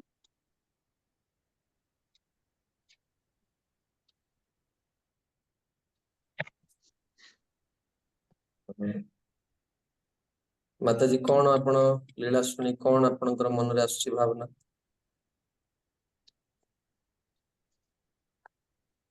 श्रवण कले आनंद लागुचे। आनंद लागुची। ठीक अछि माता। जगत जननी माताजी। शब्द हो जाई प्रभु। बहुत गुरुत्व लीला सुनी जगन्नाथ जी जिमती तांकर वृंदावन लीला सुनी के स्तब्ध हो जाउछंती, मु एता सुनी के स्तब्ध हो जाई। अच्छा, ठीक अछि। हरिनाम गौर प्रभु आपण कहय छै। हरे कृष्ण दंडवत प्रणाम प्रभु जी। ए भगवान एमती जोटा कि कई पॉइंट जानू जे आनंद तो बहुत लगुच प्रभु जी जीवर अमृत स्वरूप स्थिति विशेष भाव में कहीं निजर मानसिक कल्पना बल कि लोकमत जरिया भगवान तैयारी करें। भगवान पाखे एमती भगवदीय ये गुणटी थिला शिशु लीला पाखु ये शिशु जो लीला गुड़िक अध्ययन कलु चर्चा आपण कले एते आनंद लगुच भगवान केमिति तांकर एई शिशु अवस्था कि दिव्य लीला गुड़िक कर जोटा कि कल्पनातीत ये जड़ जगत लोक ताको बुझी परिबेनि, किंतु आनंदटा एतिके होइछि भगवान भगवती गुणटी एमिति सेटा बहुत आनंद दउछि प्रभु ए जो वृंदावन लीला। हरे कृष्ण। आज्ञा। बहुत सुंदर आपण माने समस्त को साधुवाद बहुत गुडे जिनस अच्छी जो जिनस गुड़िक समय प्रभुजी ଆଉ ଗୋଟେ अभाव जो ପଏଣ୍ଟ ହେଲା कही पारुनी ପ୍ରଭୁजी ଆଉ ଗୋଟେ ପଏଣ୍ଟ ହଉଛି ଭଗବାନ ଆସୁଛନ୍ତି ଜଗତରେ ମାନେ ଯୋଉ ଯେତେବେଳେ ଅଧର୍ମ ବଢି ହଉଛି ଭଗବାନ ଆସିକି ତାକୁ ସଂହାର କରୁଛନ୍ତି ଯୋଉ ଅଧର୍ମୀ ମାନଙ୍କୁ ପାପୀ ମାନଙ୍କୁ ठीक ସଂହାର ठीक ठीक କରୁଛନ୍ତି ठीक ଏବଂ माता जी ଏଠି ଭକ୍ତ ମାନଙ୍କୁ ଆନନ୍ଦ ପ୍ରଦାନ କରୁଛନ୍ତି। ठीक अच्छे बहुत गुडे जिनस माने जेमती हम माने स्वाध्याय करथुलु समय अभाव रो मु आपण मानकु सेटा करि पारु मु आज वर्तमान देखुतली हमर एई अध्याय को गोटे क्लास रे सारिया पई माने एक्चुअली शेड्यूल रे अछि किंतु हमें केते दिन नेलेनी तथापि भी एते एते ए जो विशेष कर वृंदावन लीला परे एते कमेंट्री अछि जहा को देखिले लोभ भी छनी कहिया पे किंतु मु सार वस्तु गुडी को आपण मान को देख के जाउछि जहा पे एटलीस्ट जो जिंसटा जेतु ता तो वंचित होई पारे गोटे गुरुत्वपूर्ण मु कथा वर्तमान कहया को चाहूछि आपण मान देखो हम माने समस्त भक्त हम समस्त साधु साधक से जे लक्ष्य प्राप्ति निमित्त साधना करे लक्ष्य प्राप्ति कौन गुरु वैष्णवଙ୍କର अनुगत्ୟରେ भगवत सेवा भगवानଙ୍କର सेवा କରିବା ଆମ ଜୀବନର ଲକ୍ଷ୍ୟ भगवत प्राप्ति निमित्त ଆମେ ଜୀବନକୁ ଏଇ ଆଧ୍ୟାତ୍ମିକ ଜୀବନକୁ ବରଣ କରିଛେ ଦେଖନ୍ତୁ ଆମେ ସମସ୍ତେ ଭଗବାନଙ୍କର ଯେହେତୁ ଭକ୍ତ ହେଇଛେ ଭଗବାନଙ୍କର କଥା ଶୁଣିଲେ ନିଶ୍ଚିତ ଭାବରେ ଆନନ୍ଦ ଲାଗେ ତା ଭିତରେ ଭଗବାନ କୃଷ୍ଣଙ୍କର ଏଇ ଯୋଉ ଦିବ୍ୟ ଦିବ୍ୟ ଯୋଉ किंतु हम देखिबा जे हम माने सब समय कौन करंती ना कथा सुनिया को भल लगे यदियो भगवान कृष्णकर लीला बहुत माने आनंददायक आपण माने ऑनेस्टली हाथ उठे केते जन लोक जन्माष्टमी दिन कथा सुनन सबु वर्ष सेही गोटिए कथा ही आलोचना हो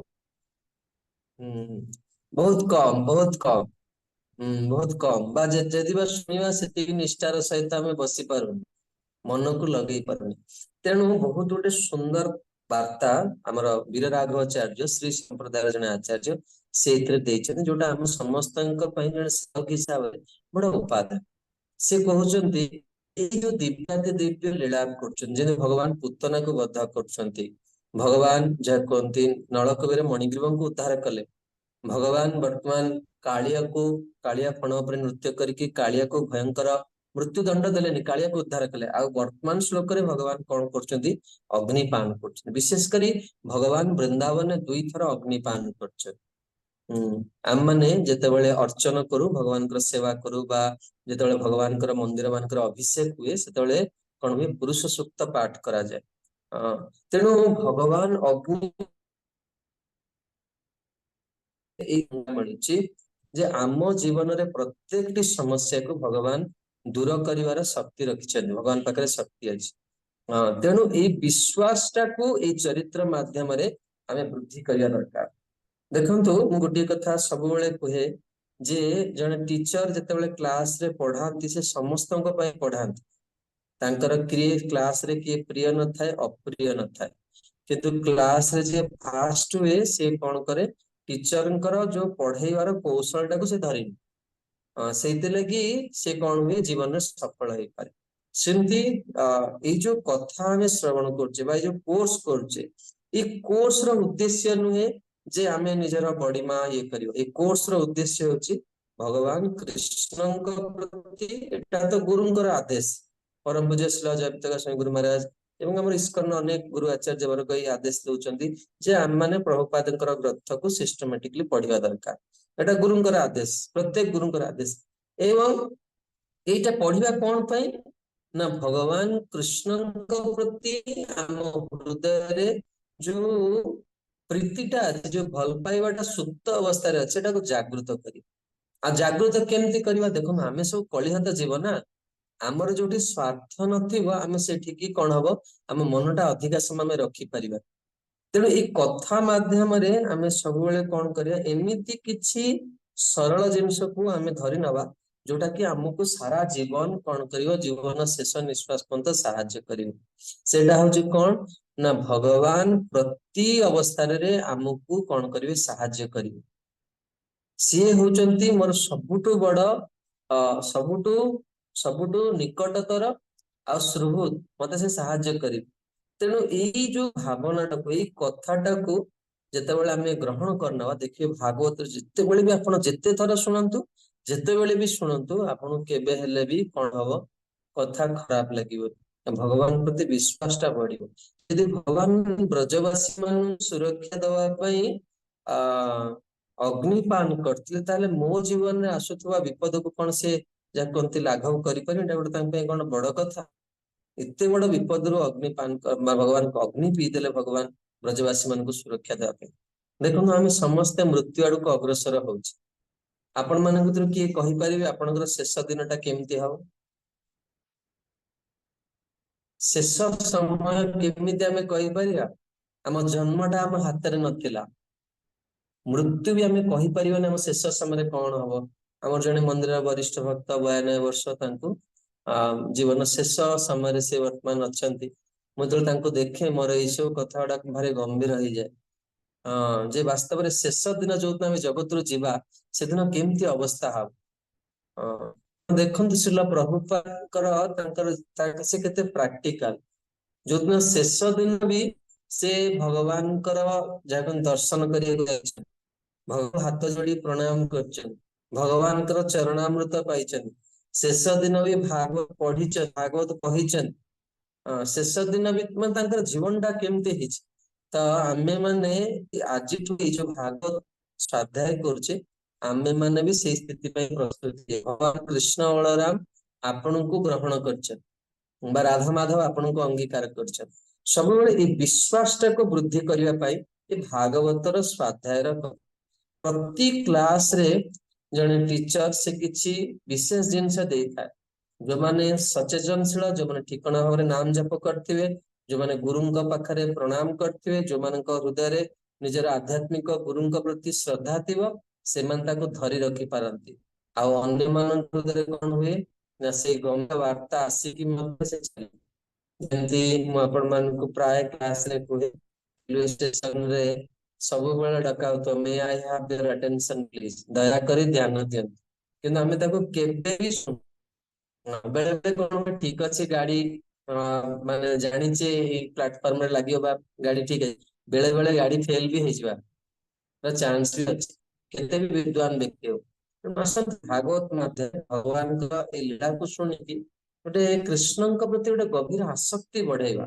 ସମସ୍ତେ କଥା ଶୁଣୁଛନ୍ତି ଇସ୍କନ, ସମସ୍ତେ କ୍ଲାସରେ ବସ, କିନ୍ତୁ କୃଷ୍ଣଙ୍କୁ ପ୍ରୀତି ଭୂମିକାରେ ରଖିବା ଇଏ ବଡ ଭାଗ୍ୟବାନ ଜୀବର।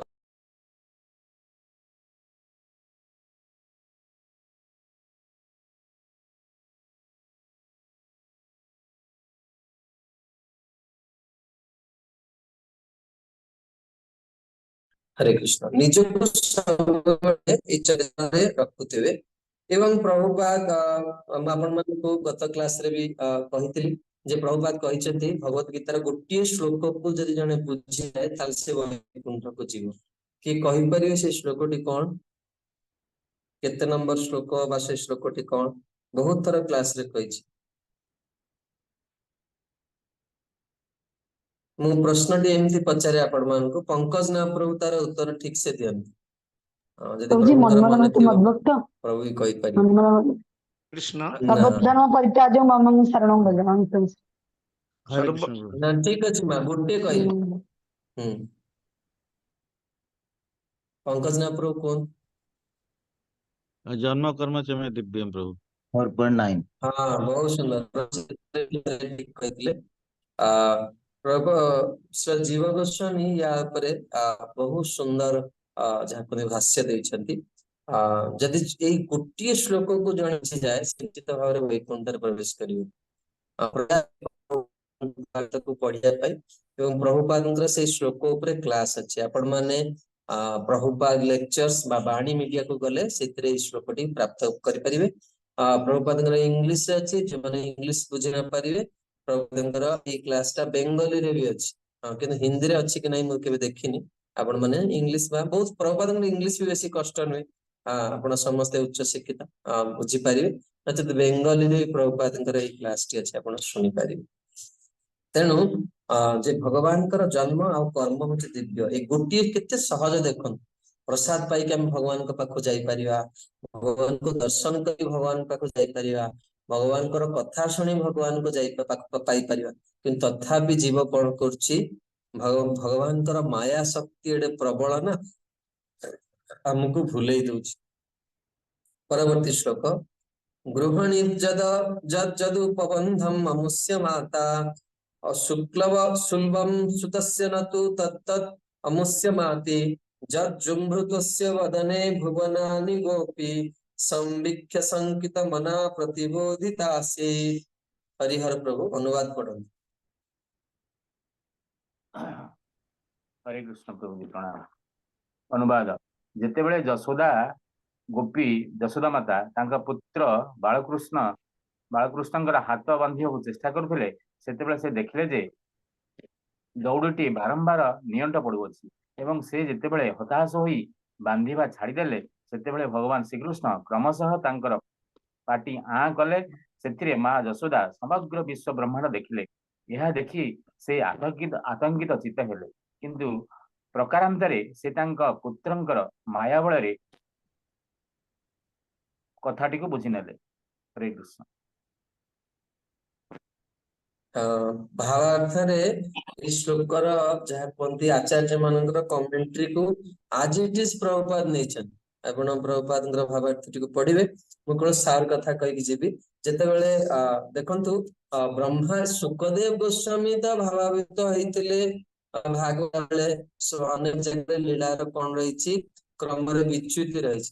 ବର୍ତ୍ତମାନ ଦେଖନ୍ତୁ ବ୍ରହ୍ମାଜୀ ନାରଦ ମୁନିଙ୍କୁ କହୁଛନ୍ତି ବ୍ରହ୍ମାଜୀଙ୍କ ଭଳିଆ ସତର୍କ ବ୍ୟକ୍ତି ଯାହାକୁ ଭଗବାନ ନିଜେ ଶିକ୍ଷା ଦେଇଥିଲେ ତାଙ୍କର ବି ବ୍ୟତିକ୍ରମ ହେଇଛି।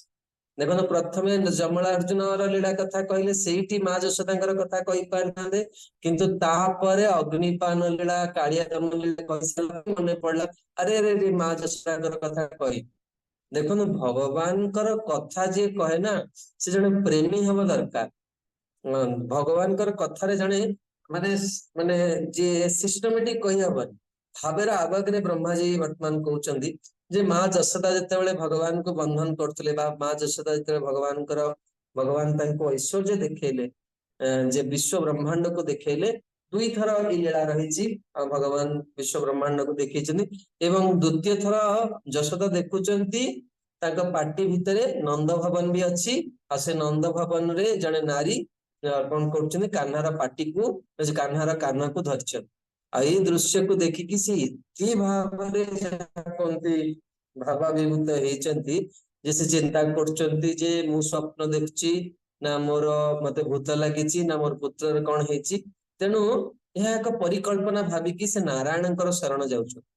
ଘରେ ଯୋଉ ଶିଳା ଥିଲା, ମୁଁ ଆପଣମାନଙ୍କୁ ଗୋଟେ ଚରିତ୍ର କହିବାକୁ ଚାହୁଁଛି ଯେ ଭଗବାନଙ୍କର ଯୋଉ କୃଷ୍ଣଙ୍କର ଘରେ କଣ ହେଲା ନା ଶାଳଗ୍ରାମ ପୂଜା ହୁଏ। ଭଗବାନ କୃଷ୍ଣ ବଳରାମ ଆପଣ ଗୋବିନ୍ଦ ଲୀଳାମୃତରେ ଶୁଣିବେ ଯେ ଭଗବାନ ଯେତେବେଳେ ଗୋଚାରଣରୁ ଫେରନ୍ତି ତାପରେ ଭଗବାନ ସ୍ନାନ କରନ୍ତି ଆଉ ସେ ସ୍ନାନ ବି ବହୁତ ଦିବ୍ୟ ସ୍ନାନ। ସ୍ନାନ କରିସାରିଲା ପରେ ଭଗବାନ କଣ କରନ୍ତି ଭୋଜନ କରନ୍ତି ନନ୍ଦ ବାବାଙ୍କ ସହିତ କୃଷ୍ଣ ବଳରାମ। ଆଉ ଭୋଜନ କରିସାରିଲା ପରେ କଣ କରନ୍ତି ନା ପ୍ରତିଦିନ ଭଗବାନ ସନ୍ଧ୍ୟା ଆରତୀ ଦର୍ଶନ କରନ୍ତି। ସେଥିଲାଗି ସନ୍ଧ୍ୟା ଆରତୀ ନିଶ୍ଚିତ ଭାବରେ ଦର୍ଶନ କରିବା ଦରକାର। ସେଇ ସମୟରେ ଅଲଗା କୌଣସି କାର୍ଯ୍ୟ କରିବା କଥା ନୁହେଁ, କାରଣ ସେଇ ସମୟରେ ଯଦି ଆପଣ ଜପ ବି କରିବେ ଆଉ ଅନ୍ୟ ମନସ୍କ ରହିବେ ଜପ କଲା ବେଳେ ତାହେଲେ ଶିବଙ୍କର ଦୂତ ମାନେ ସେଇ ନାମକୁ ନେଇଯିବେ ଆପଣଙ୍କର। ସେ କେମିତି ସବୁ ଉଦ୍ଧାର ପାଇବେ? ଆପଣ ଯଦି ସନ୍ଧ୍ୟା ସମୟରେ ଜପ କରୁଛନ୍ତି ହରେ କୃଷ୍ଣ କଣ ହେଲା ଆଜି କାହିଁକି ପିଲାଟା ଗାଡି ନେଇକି ଯାଇଛି ଏତେ ପର୍ଯ୍ୟନ୍ତ ଫେରିନି, ହରେ କୃଷ୍ଣ କାଲି କଣ କରିବି, ଏଇଭଳିଆ ମନରେ ଯଦି ଅନ୍ୟ ମନସ୍କ ହଉଛନ୍ତି ସେ ଯେତେ ନାମ କରୁଥିବେ ସେଇ ସମୟରେ ସବୁ ନାମର ଫଳ ଶିବଜୀଙ୍କ ଦୂତ ମାନଙ୍କୁ ଯିବ। କାରଣ ସିଏ ସବୁ ଭଗବାନଙ୍କ ଧାମ କେମିତି ପାଇବେ? ସିଏ ଆପଣ ମାନଙ୍କର କୃପାକୁ ନେଇକି ଯିବେ। ତେଣୁ ସନ୍ଧ୍ୟା ସମୟରେ କେବଳ ଆରତୀ ଦର୍ଶନ ଭଗବାନ ନିଜେ ତାଙ୍କ ଜୀବନରେ ଆଚରଣ କରିକି ଦେଖଉଛନ୍ତି। ବା ଯଦି ଆପଣ ଜପ କରିପାରିବେ ବା ସନ୍ଧ୍ୟା ବନ୍ଦନ କରିପାରିବେ ବଡ ସତର୍କର ସହିତ କରିବା ଦରକାର। କୃଷ୍ଣ ବଳରାମ କଣ କରନ୍ତି ଏଇ ଯୋଉ ଶାଳଗ୍ରାମ ଥିଲେ ନାରାୟଣ ଶାଳଗ୍ରାମକୁ ଦର୍ଶନ କରନ୍ତି। ଦିନକର ଘଟଣା ମା ନନ୍ଦ ବାବା କଣ କରୁଛନ୍ତି ମା ଯଶୋଦା ରାନ୍ଧିଲା ପରେ ନନ୍ଦ ମହାରାଜ ଭୋଗ ଲଗେଇଛନ୍ତି ଆଉ ଭଗବାନଙ୍କୁ ଜୋରରେ ଭୋକ ହେଇଛି କୃଷ୍ଣ।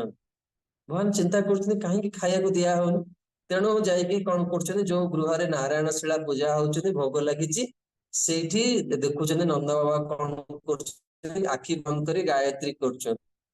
ତେଣୁ ଭଗବାନ ଦେଖିଲେ ଯେ ସେ ଶାଳଗ୍ରାମ ଭାରି ସୁନ୍ଦର ହେଇକି ଯାକୁ ପୁରା ସୁନ୍ଦର ଘିଅରେ ମାଲିସ ହେଇଛନ୍ତି ପୁରା ଉଜ୍ଜଳ ଦେଖାଯାଉଛି। ସେ କାଲାଜାମ ଭଳିଆ ଗୋଲାପ ଜାମୁନ ବା କାଲାଜାମ ଆମର ଗୋଟେ ମିଠା ମିଳେ, ତାଙ୍କୁ ସେଇଭଳିଆ ମିଠା ଭଳି ଲାଗିଲା। ତେଣୁ ଭଗବାନ କଣ କଲେ, ପାଟି ଭିତରେ ପୁରେଇ ଦେଲେ ସେ ଶାଳଗ୍ରାମ ଶିଳାକୁ। ଯେତେବେଳେ ଶାଳଗ୍ରାମ ଶିଳାକୁ ପୁରେଇ ଦେଲେ, ନନ୍ଦ ମହାରାଜ ଆଖିରେ ଦେଖିଲେ ଠାକୁର ନାହାନ୍ତି। ଆଉ କୃଷ୍ଣ କାହ୍ନା କଣ କରିଛି, ପାଟି ପୁରା ଫୁଲେଇ ଦେଇଛି। ତେଣୁ ନନ୍ଦ ମହାରାଜ କହିଲେ କି କାହ୍ନା କଣ ହେଲେ, ଠାକୁର କୁଆଡେ ଗଲେ? ଭଗବାନ କଣ କରୁଛନ୍ତି ନା, ସେ ମିଠା ଭାବିକି ତାଙ୍କୁ କାମୁଡି ଦେଇଛନ୍ତି। ଆଜି ସ୍ୱୟଂ ରୂପରେ ଆସିଛନ୍ତି। ସେ ଶାଳଗ୍ରାମ କଣ କରିଛନ୍ତି, କୃଷ୍ଣଙ୍କର ପାଟି ଭିତରକୁ ଯାଇକି କୋମଳ ହେଇଯାଇଛନ୍ତି, ଯେ ଭଗବାନ ଯେତେବେଳେ କାମୁଡିଛନ୍ତି ତାଙ୍କର ଦାନ୍ତର ଚିହ୍ନ ରହିଛି। ଆଜି ମଧ୍ୟ ଆପଣ ରାଜସ୍ଥାନରେ ନିମ୍ବାର୍କ ସମ୍ପ୍ରଦାୟରେ ସେ ଶାଳଗ୍ରାମ ରହିଛି, କେତେବେଳେ ଯାଇ ଆପଣ ଦର୍ଶନ କରିପାରିବେ। ଅଦ୍ଭୁତ ବାସ୍ତବରେ ଏଇସବୁ ଲୀଳା, ଯେ ଭଗବାନ କେମିତି ଶାଶ୍ୱତ ରୂପେ ଲୀଳା କରିଛନ୍ତି, ଆଉ ଯେ ଲୀଳା ବୈଚିତ୍ରୀ, ଏଇଟା ମାନବ ଜୀବନରେ ଏଇ ସବୁ ଲୀଳାକୁ ଶୁଣିବା ହଉଛି ଜୀବନର ସଫଳତା। ତେଣୁ ଏଠି କହୁଛନ୍ତି ଯେ ଭଗବାନଙ୍କର ଯୋଉ ମାୟା ଶକ୍ତିର ପ୍ରଭାବ ବଳରେ ମା ଏଟାକୁ ଗ୍ରହଣ କରିଦେଲେ, ଯେ ଏଇଟା କୌଣସି ଯାହା କୁହନ୍ତି ଭଗବାନଙ୍କର ଯାହା କୁହନ୍ତି କଥାଟିକୁ ମା କଣ କଲେ ନା ବିସ୍ମୃତ ହେଇଗଲେ, ଏବଂ ନାରାୟଣଙ୍କ ପାଖରେ ଶରଣ ପଶିଲେ, ଯଦି ମୋର ପୁତ୍ରର କିଛି ଅମଙ୍ଗଳ ଥାଏ ତାହେଲେ ଆପଣ କଣ କରିବେ ନା ତାକୁ ନଷ୍ଟ କରିଦିଅନ୍ତୁ। ପରବର୍ତ୍ତୀ ଶ୍ଲୋକ। ନନ୍ଦମ ଚ ମୁଖ୍ୟତି ଭୟାଦ୍ ବରୁଣସ୍ୟ ପାଶାଦ୍ ଗୋପାନ୍ ବିଲେଷୁ ପିହିତାନ୍ ମୟ ସୁනුନା ଚ ଅନ୍ୟାବୃତಂ ନିଶିଶୟାନಂ ମତିଶ୍ରମେଣ ଲୋକಂ ବିକୁଣ୍ଠ ଉପନିଶ୍ୟତି ଗୋକୁଲಂ ସ୍ମ। ଶଙ୍କର୍ଷଣ ବଳରାମ ପ୍ରଭୁ, ଆପଣ ଶ୍ଲୋକ ସଂଖ୍ୟା 31 ର ଅନୁବାଦ ପଢନ୍ତୁ। ଅନୁବାଦ। ହରେ କୃଷ୍ଣ, ଧନ୍ୟବାଦ ପ୍ରଣାମ। ଅନୁବାଦ। ଭଗବାନ ଶ୍ରୀକୃଷ୍ଣ ତାଙ୍କର ପାଳକ ପିତା ନନ୍ଦ ମହାରାଜଙ୍କୁ ବରୁଣ କବଳରୁ ରକ୍ଷା କଲେ ଏବଂ ଗୋପ ବାଳକ ମାନଙ୍କୁ ଗିରି ଗୁମ୍ଫା ମାନଙ୍କରୁ ଉଦ୍ଧାର କଲେ, କାରଣ ମୟଦାନବର ପୁତ୍ର ସେମାନଙ୍କୁ ନେଇ ସେଠାରେ ରଖିଥିଲେ। ବୃନ୍ଦାବନର ଅଧିବାସୀଗଣ ଦିନ ସାରା କଠିନ ପରିଶ୍ରମ କରୁଥିଲେ ଏବଂ ରାତ୍ରି କାଳରେ ଦିବସରେ ଅଧିକ ପରିଶ୍ରମ ଜନିତ କ୍ଳାନ୍ତି ଯୋଗୁଁ ଗାଢ ନିଦ୍ରାରେ ଶୟନ କରି ଯାଉଥିଲେ। ସେମାନଙ୍କୁ ଭଗବାନ ଶ୍ରୀକୃଷ୍ଣ ପର ବିୟମରେ ଥିବା ସର୍ବୋଚ୍ଚ ଲୋକକୁ ନେଇଗଲେ। ଏସବୁ କ୍ରିୟା ଅପ୍ରାକୃତ ବା ଦିବ୍ୟ ଅଟେ ଏବଂ ଏଥିରୁ ନିଃସନ୍ଦେହ ଭାବରେ ପ୍ରମାଣିତ ହେଉଛି ଯେ ସେ ହେଉଛନ୍ତି ଭଗବାନ, ଅର୍ଥାତ୍ ଏ ସବୁଥିରୁ ତାଙ୍କର ଭଗବତ୍ତାର ପ୍ରମାଣ ମିଳୁଛି। ହରେ କୃଷ୍ଣ। ତେଣୁ କିଭଳି ଭାବରେ ନନ୍ଦ ମହାରାଜଙ୍କର ବରୁଣ କବଳରୁ ଭଗବାନଙ୍କୁ ରକ୍ଷା କରିଥିଲେ। ଯେଠାରେ ନନ୍ଦ ମହାରାଜ କଣ କରୁଥିଲେ ନା ତୀର୍ଥ ମାନେ ଦ୍ୱାଦଶୀ ବ୍ରତ ପାଳନ କରୁଥିଲେ, ଏବଂ ଦ୍ୱାଦଶୀ ସମୟରେ ଏଇ ଯୋଉ ଜଳାଶୟ ମାନେ ରହିଛନ୍ତି, ଏମାନଙ୍କର ବି କଣ ଥାଏ, ନିର୍ଦ୍ଦିଷ୍ଟ ସମୟ ଥାଏ। ସେଇ ସମୟ ଭିତରେ ନିଷିଦ୍ଧ ସମୟ ଥାଏ। ନିଷିଦ୍ଧ ସମୟରେ ଜଳାଶୟ ମାନଙ୍କରେ ପ୍ରବେଶ କରିବା କଥା, ସେମାନେ ବିଶ୍ରାମ ନେଇଥାନ୍ତି। ଏବଂ ନନ୍ଦ ମହାରାଜ ଏଇ ଭୁଲ କରିଥିଲେ, ସେ ନିଷିଦ୍ଧ ସମୟରେ ସେ କଣ କରିଥିଲେ, ପାବନ ସରୋବର ଭିତରେ ସ୍ନାନ କରିବାକୁ ପଶି ଯାଇଥିଲେ। ତେଣୁ ବରୁଣଦେବଙ୍କର ଦୂତମାନେ କଣ କରିଥିଲେ, ତାଙ୍କୁ ବାନ୍ଧି ନେଇଥିଲେ ଏବଂ ଭଗବାନ ଯାଇକି ତାଙ୍କୁ ଉଦ୍ଧାର କରିଥିଲେ। ତ ସେଇଠି ଗୋଟେ ବହୁତ ସୁନ୍ଦର ଲୀଳା ଅଛି, ଯାହା ଶ୍ରୀମଦ୍ ଭାଗବତରେ ବର୍ଣ୍ଣନା ନାହିଁ। ଆଜି ସୁଯୋଗ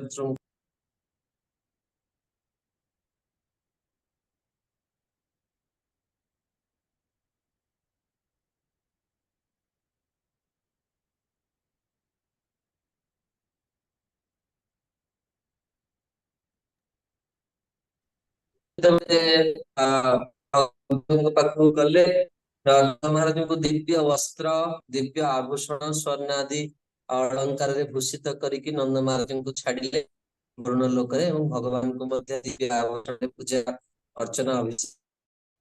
ତେଣୁ ଯେତେବେଳେ ସେଠୁ ସେ ଫେରିକି ଆସିଲେ, ସେତେବେଳେ ଗୋପମାନେ କହିଲେ, ହଁ ନିଜ ବାପା ତ, ଆଉ ନେଇକି ପଳେଇଲୁ, ତାଙ୍କୁ ତ ଧାମକୁ ଦେଖେଇଦେଲୁ, ଆମେ ସବୁ ଯାହା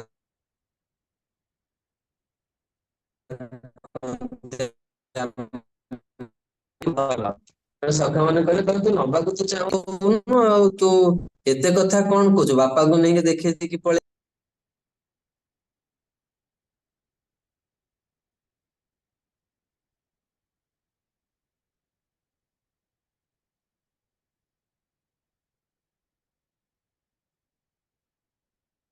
हरे कृष्ण प्रभु, वॉइस कटिगला କିଛି ଶୁଭୁନି।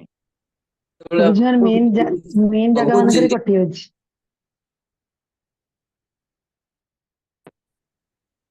ଆଚ୍ଛା ଠିକ ଅଛି, ଆଜି ଗୋଟେ ଦିନ ଆଡଜଷ୍ଟ କର। ତ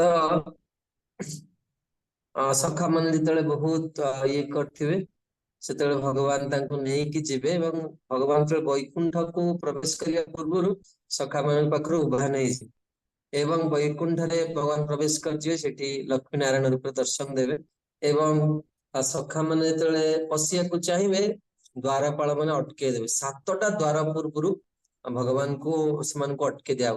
ସେ କହିବେ ଆମ କାହ୍ନା, ସେ କହିବେ ଏଠି କାହ୍ନା ପାନା ନାହିଁ, ଏଠି ତ ରାଜାଧିରାଜ ଭଗବାନ ନାରାୟଣ କି ଜୟ, ଏବଂ ଦ୍ୱାରିକାଧୀଶ କି ଜୟ। ତେଣୁ ଏଇଭଳି ଭାବରେ ଜୟଗାନ କରାଗଲା।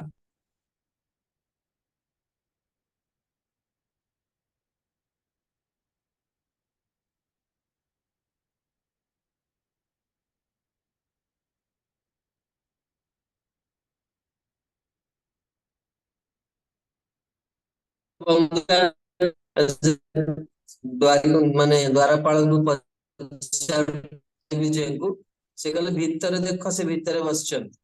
ଆଉ ଇଏ ତୁମ ସାଙ୍ଗ ନୁହେଁ, ସେ ଆବ୍ରହ୍ମ ଭୁବନ ଲୋକର ଅଧୀଶ୍ୱର, ଯାହାଙ୍କର ଇଚ୍ଛା ଯାହାକୁ ଅନନ୍ତ କୋଟି ବ୍ରହ୍ମା ଶିବ ଆଦି ସୃଷ୍ଟି ହୁଅନ୍ତି, ଆଉ ସେ ହଉଛନ୍ତି ସେଇ ପ୍ରଭୁ। ଆଉ ଏଠି ସାଙ୍ଗ ଫାଙ୍ଗ କିଛି କୁହନ୍ତି। ତେଣୁ ସଖା ମନେ କଲାରେ ଦେଖ ଆମରି ସାଙ୍ଗରେ ଆସୁଥିଲା, ଯାଇକି ବଡ ଆସନରେ ଚେୟାରରେ ବସି ପଡିଲାଣି। କହିଲେ ରେ କାହ୍ନା ପଳେଆ ପଳେଆ ପଳେଆ, ଆମର ଦରକାର ନାହିଁ, ଆମେ ଆମ ବ୍ରଜ ଭଲ, ଯୋଉଠି ଆମେ ତୋ ସହିତ ମାଡଗୋଳ ହବୁ, ତୋ ସହିତ କଥା, ତୁ ପଳେଆ। ଭଗବାନ ସାଙ୍ଗେ ସାଙ୍ଗେ କଣ କଲେ, ସଖା ମାନଙ୍କୁ ଧରିକି ଉପରକୁ ବାହାରି ଆସିଲେ। ତେଣୁ ଭଗବାନ ତମକୁ ମନା କରୁଥିଲେ ଆମେ ଯିବାନି ସେଠି, ଆମେ ଏଇଠି ଠିକ।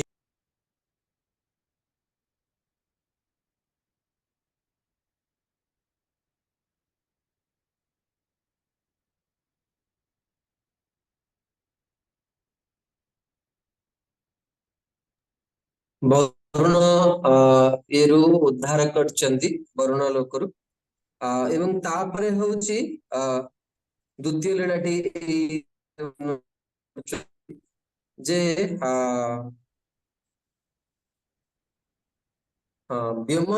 ବ୍ୟମାସୁର କଣ କରିଛନ୍ତି, ସଖା ମାନଙ୍କୁ ଉଦ୍ଧାର କରି।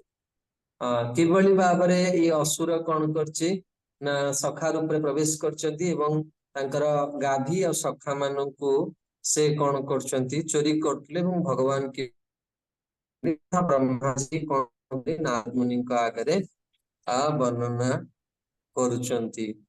ତେଣୁ ପ୍ରଭୁପାଦ ଭାବାର୍ଥରେ ଲେଖିଛନ୍ତି ଯେ ଏ ଲୀଳା ଶୁଣିବା ହଉଛି ସମାଧିର ଅବସ୍ଥା। ଆଶା କରୁଛି ଯେ ଆପଣଙ୍କର ଆଜି ନେଟ ବହୁତ ଡିଷ୍ଟର୍ବାନ୍ସ ହଉଛି, ନା ଚରିତ୍ର ଗୁଡିକ ଧାରାବାହିକ ଶୁଣିଲେ ମନ ପୁରା ଭଗବାନଙ୍କର ଲୀଳାକୁ ପଳେଇ ଯାଏ। ତେଣୁ ପରବର୍ତ୍ତୀ ଶ୍ଲୋକରେ କହୁଛନ୍ତି, ଗୋପେ ମଖେ ପ୍ରତିହତେ ବ୍ରଜ ବିପ୍ଳବାୟ ଦେବେ ଅଭିବର୍ଷତି ପଶୁନ୍ କୃପୟାରି ରକ୍ଷୁ ଧର୍ତ୍ତୋଚ୍ଛିଲ୍ଲେନ୍ଦ୍ରମ୍ ଇବ ସପ୍ତ ଦିନାନି ସପ୍तो ବର୍ଷୋ ମହିଦ୍ରମନଗୈ କକରେ ସଲୀଲମ୍। ଆର୍ତ୍ତବନ୍ଧୁ ପ୍ରଭୁ ଆପଣ ଶ୍ଲୋକ ସଂଖ୍ୟା 32 ର ଅନୁବାଦ ପଢନ୍ତୁ। हरे कृष्ण। दंडवत प्रणाम प्रभु। धन्यवाद। कृष्णଙ୍କର ନିର୍ଦ୍ଦେଶ ମତେ ଯେତେବେଳେ ବ୍ରଜଭୂମିର ଗୋପାଳ ମାନେ ଇନ୍ଦ୍ର ଯଜ୍ଞ ବନ୍ଦ କରିଦେଲେ, ସେତେବେଳେ ଇନ୍ଦ୍ର ରାଗି ଯାଇ ସମସ୍ତ ବ୍ରଜଭୂମିକୁ 7 ଦିନ ଲଗାଏ ମୁଷଳ ଧାରାରେ ବର୍ଷାକାରୀ ଜଳମଗ୍ନ କରିଦେବା ପାଇଁ ଧମକ ଦେଲା। ସେତେବେଳେ କୃଷ୍ଣ 7 ବର୍ଷର ବାଳକ ହୋଇଥିଲେ ସୁଦ୍ଧା ସେ ବ୍ରଜଭୂମିର ଅଧିବାସୀ ମାନଙ୍କ ପ୍ରତି ଅହେତୁକି କୃପା ପ୍ରକାଶ କରି ଗୋବର୍ଦ୍ଧନ ଗିରିକୁ ଏକ ହସ୍ତରେ ପତ୍ରାକାରରେ ଧାରଣ କଲେ। ସେ ବ୍ରଜଭୂମିର ସମସ୍ତ ପ୍ରାଣୀକୁ ଜଳ ପ୍ଲାବନରୁ ରକ୍ଷା କରିବା ନିମିତ୍ତ ଏପରି କରିଲେ। ହରେ କୃଷ୍ଣ। ଭଗବାନ ଗିରିରାଜଙ୍କୁ ଧାରଣ କରିଥିଲେ କଣ ପାଇଁ, ବ୍ରଜବାସୀ ମାନଙ୍କୁ ସୁରକ୍ଷା ଦେବା ପାଇଁ। ଇନ୍ଦ୍ର କିଭଳି ଦେଖନ୍ତୁ, ଭଗବାନ କାଳିଆର କାଳିଆର ବିଷୟ ମାନେ ବିଷୟରୁ ରକ୍ଷା କରିଥିଲେ, ଅଗ୍ନିରୁ ରକ୍ଷା କରିଥିଲେ, ବର୍ତ୍ତମାନ ଇନ୍ଦ୍ରଙ୍କର କ୍ରୋଧରୁ ରକ୍ଷା କରୁଛନ୍ତି।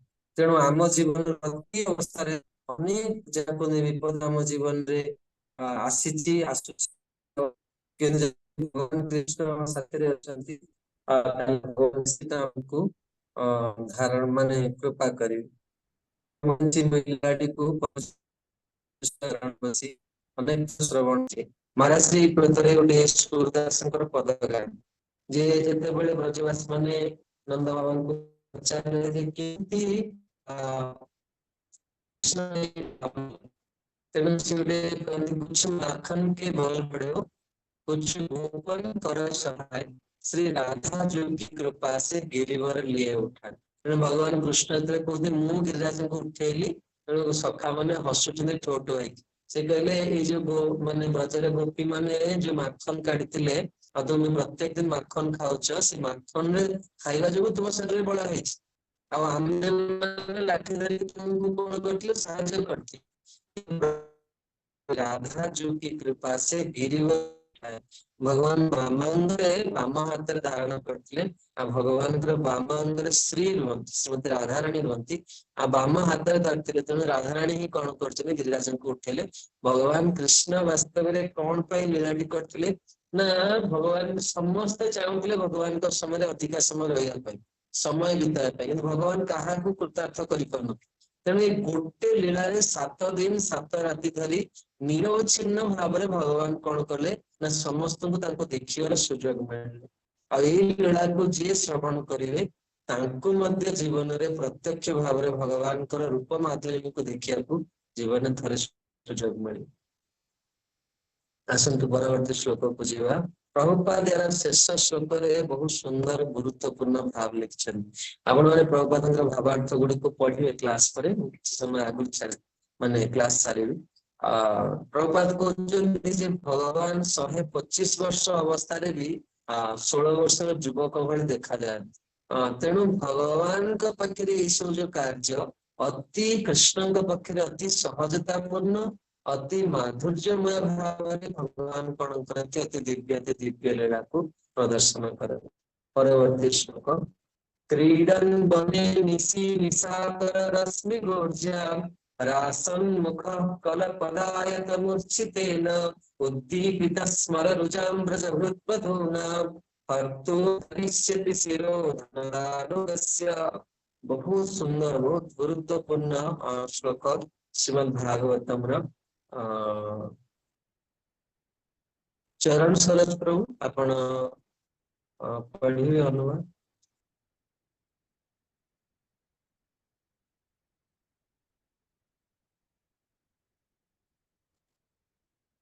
हरे कृष्ण चरण सरोज प्रभु अच्छा हरिनाम गौर प्रभु आपण अनुवाद पढ़िए श्लोक संख्या 33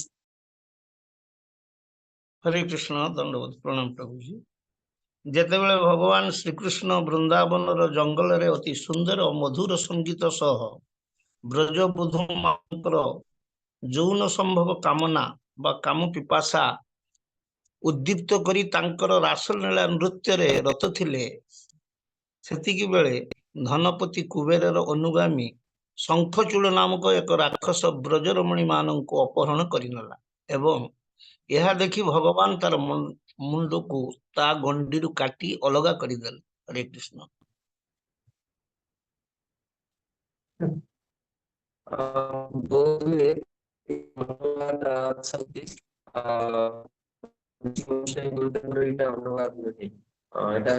नूतन भाव प्राप्त हो केते जगह जो कामना शब्द जो लिखा है जो संभव कामना एटा भगवान भक्त मान सहित जपन दिव्य लीला को बुझा पड़ो तेरे मुझे गोटे लीला कहना चाहूँगी भगवान जिते लीला अच्छी सब श्रेष्ठ लीला हूँ रास लीला रास शब्द शुणिले आम भितर जेहतु काम आसना प्रचुर मात्रा अच्छी आम कौन कू तत्क्षणात से लीला को मान से सब कथा भावना को आम मन को पलि आसे मुझे गोटे लीला बहुत सुंदर लीला कह अधिकारी किंतु चर्चा कर भागवत मनुष्य जीवन शेष होती न शुणा के शुणा मनुष्य जीवन जब या न शुणा कौ जीवन या शुणा तेणु गोटे लोभवश आम कहे वास्तव जिन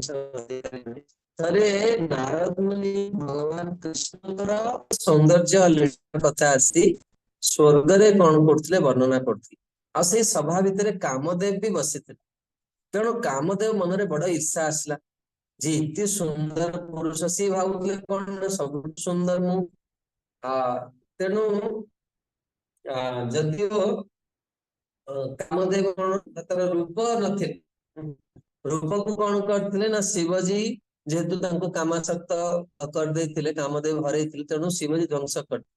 ତେଣୁ କାମଦେବ କଣ କଲା, ସେଇ ବର୍ଣ୍ଣନାକୁ ଶୁଣିକି ଅତ୍ୟଧିକ ହେଇକି ବିନା ଅସ୍ତ୍ରଶସ୍ତ୍ରରେ ବୃନ୍ଦାବନରେ ପହଞ୍ଚିଲା।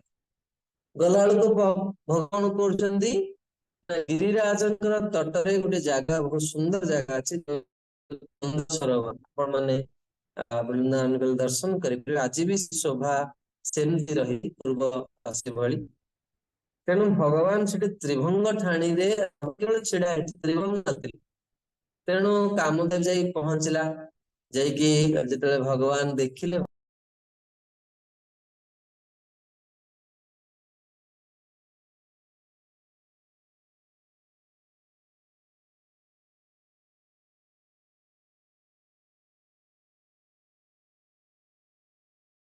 हरे कृष्ण प्रभु सब इम्पोर्टेंट जगह रे पळो इम्पोर्टेंट जगह रे पळी जाय प्रभु बहुत दुर्लभ ତାଙ୍କ ସହିତ दुर्लभ ଯୁଦ୍ଧ କରିବାକୁ ଆସିଲେ। प्रभु शुणी पारुनु प्रभु जी दंडवत प्रभु जी प्रणाम। खाली त्रिभंग ठाणी ठिया ହେଇଥିଲେ ସେଇଠୁ ଶୁଣି ପାରିଲୁନି, ସେଇଠୁ କୁହନ୍ତୁ ଟିକେ भगवान त्रिभंग ठाणी रे बृंदावन गिरिवर्धन ପାଇଁ ଠିଆ ହେଇଥିଲେ, ତାପରେ କଣ ତାପରେ ଆମକୁ ଶୁଣା ଯାଇନି କିଛି ପ୍ରଭୁ।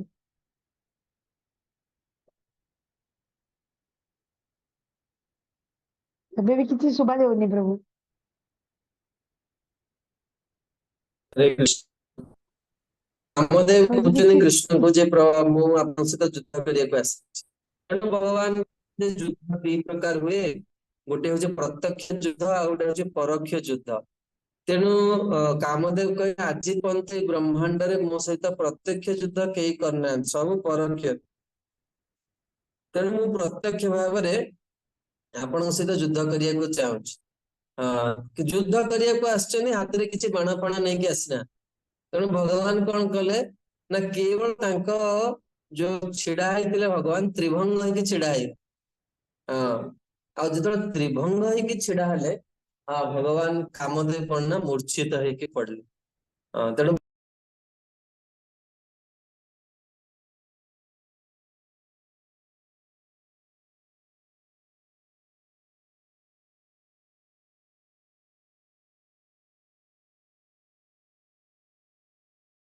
हरे कृष्ण। प्रभु जी आज हम କିଛି ଶୁଣି ପାରୁନୁ ଆପଣଙ୍କ କଥା। ଆଜି ଏଇଠି ରଖିଦିଅନ୍ତୁ ପ୍ରଭୁ जी, କିଛି ଶୁଭୁନି ଆପଣଙ୍କ କଥା।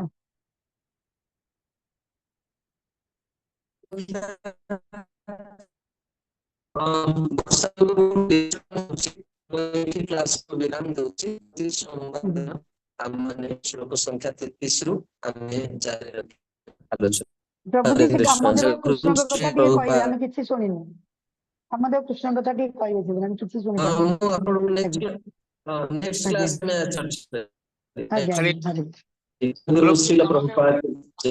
जा हरे कृष्ण बहुत बहुत शांति नेक्स्ट क्लास आज्ञा डिस्टर्बेंस आज्ञा आज्ञा प्रभु जी अपूर्वा माता जी कृपा कृपा करी प्रभु जी टिके आसंता क्लास रे टिके कहिबे प्रभु जी काम देबा हुई। नहीं प्रभु जी कहले ना कहले हम कहया हरे हरे कृष्ण। हरे कृष्ण दीटा सत्संग दीटा लीला जे कुहाला सेटा टिके मते की रिपीट कर देबे।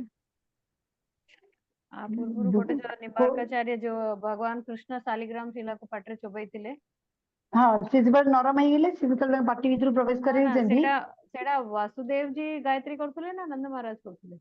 नंद महाराज ना वासुदेव पड़े आसले नंद महाराज लीला चलती ना ना नंद महाराज पूजा करके आसला बेलू देखले शालग्राम नाहांती से खोजिला रे पार्टीटा कोन फुलिची पार्टी भीतर शालग्राम आ शालग्राम पार्टी भीतर जाइए से नरम हो कृष्णकर दांत चिन्ह तांको ऊपर पड़ी जाइए जोटा कि बे अच्छंती को जगह प्रभु कहले से पूजा ए लीलार संप्रदाय प्रसंग पाखरे है कि संध्या समय रे प्रभु जी जो कहले संध्या समय रे बसिकरी आमे जो ध्यान लगाउछन से समय रे करले हाँ से समय संडे ढाका ना समय तांकर थिला इम्पोर्टेंट जो हाँ संडे समय सब इम्पोर्टेंट इम्पोर्टेंट बोली कह जाउछ हाँ सेटा से इम्पोर्टेंट समय थिला आपण आरती भगवान संध्या आरती सुनिबे संध्या नचेत जप करिवे समय रे दर्शन जो हमर जो गौर आरती होचंती तो से गौर हाँ हाँ आरती समस्त दर्शन करबा दरकार एटा गुरुत्व पॉइंट अच्छा दर्शन हाँ सेटा सेटा पचास नहीं मंदिर न जाई परले मध्ये घरे आपण गौर आरती करिवे ଆଉ ଜପ ବି କରିବେ ସେ ସନ୍ଧ୍ୟା ସମୟରେ ଅନ୍ୟ କିଛି କାମ କରିବେ କାରଣ ଭଗବାନଙ୍କ ସମୟ ନା